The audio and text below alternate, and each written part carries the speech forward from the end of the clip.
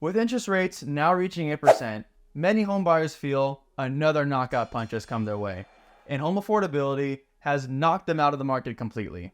Well, today, I'm going to share how informed homebuyers use a financing hack to overcome this higher interest rate environment near 8%. It is not something new, and it's been around a long time. First, something I want to mention though, is the FOMC believes that rates will be stable or higher through 2023 before slowly coming down in 2024 and 2025. This quote carries some weight as the FOMC is who conducts our nation's monetary policy. Hi, it's Brooks Marr with MMG Real Estate Advisors, local Orange County realtor, and we are back with another video to discuss temporary buydowns. Now, this is not a new concept and has been around for a while to help make buying a home more possible during high rate periods. We're going to be diving into the 3-2-1 and 2-1 buydown, two powerful strategies that can make a difference when it comes to buying or selling real estate. So if you're ready to boost your real estate IQ, stick around because we've got all the details you need. So what are temporary buydowns? Temporary buydowns are a way to help relieve high mortgage payments during the beginning of a loan's term and are often used in real estate transactions to make a deal more attractive for buyers or sellers. They're essentially a way to reduce the interest rate during the first few years of your mortgage, generally with the plan to refinance when rates are lower, which can be incredibly advantageous in different scenarios. So let's say mortgage rates lower to a point where you'd be comfortable locking in a 30-year fixed rate mortgage, but you still have another 12 or 24 months remaining on your buydown. Listen to this because this is big. A buydown is simply prepaid interest held in an account for the term of the buydown period. So if you opt to refinance before the prepaid interest money is used, it will be refunded back to you after you refinance into your new 30-year fixed rate loan. These funds may even cover the cost of your refinance. Today, we're talking about two types of popular temporary buydowns, 3-2-1 and 2-1 buydowns. Let's start with the 3-2-1 buydown. For both explanations, we're going to use the following scenario to find your principal and interest payment. You're buying a $1 million home at a 7% interest rate with 20% down, giving you a loan balance of $800,000. In a 3-2-1 buydown, the interest rate on a mortgage is lowered for the first 3 years of the loan. This is done in a structured way.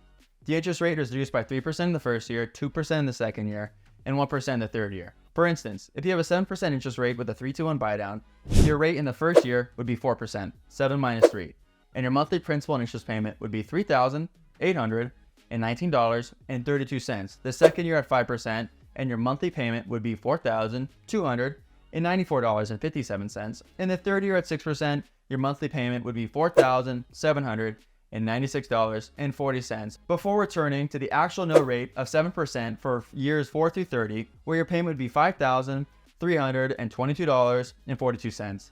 That means in the first year, you would save $18,037.17. The second year, you would save $12,334.16. And the third year, you would save $6,312.19 for a total of $36,683.52. Now, let's move on to the 2-1 buydown. In a 2-1 buydown, the interest rate on our mortgage is reduced for the first 2 years of the loan. Just as the name suggests, the rate is lowered by 2% in the first year and 1% in the second year. So if you have a 7% interest rate, the rate in the first year would be 5%, and your monthly principal and interest payment would be $4,294.57. And in the second year, it'd be 6%, and your monthly principal and interest payment would be $4,796.40 before reverting to the actual note rate of 7% for years 3 through 30, where your payment would be $5,322.42. That means in the first year, you would save $12,334.16. In the second year, you'd save $6,312.19 for a total of $18,646.35. Now, how does a temporary buydown get paid for? So a question you may be wondering is, how am I able to take advantage of this financing program and save this money? Also, who pays for this program? Generally, temporary buydowns are negotiated into the deal, and the seller covers the buydown as a buyer closing cost credit. When I make an offer, I would already have the cost of the buydown calculated and how much seller credit would be required as a part of your initial offer.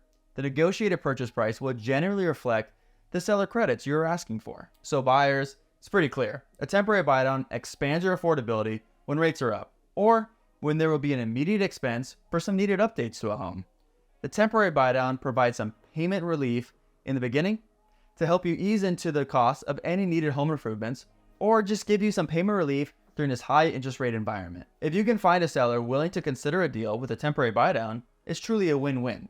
The seller can sell close to list price, and the home is more affordable for buyers. Even if you and the seller needed to meet halfway on the cost of the buydown by increasing the purchase price, this would be amortized over 30 years on a 30-year mortgage.